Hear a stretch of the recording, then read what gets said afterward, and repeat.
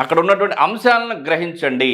కాబట్టి తూర్పు తలగడ అంటే తూర్పు తల ఉంచి పడమర కాళ్ళుంచి సుభిక్షంగా వాస్తుశాస్త్రం ప్రకారం నిద్రపోవచ్చు, ఎటువంటి దోషం కూడా లేదు.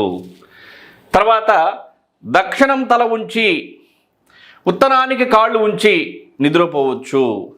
సో తూర్పు తల ఉంచి పడమర కాళ్ళు ఉంచి దక్షిణం తల ఉంచి ఉత్తరం కాళ్ళు ఉంచి నిద్రపోవటం సర్వదా శ్రేయస్కరం వాస్తుశాస్త్రం ప్రకారం.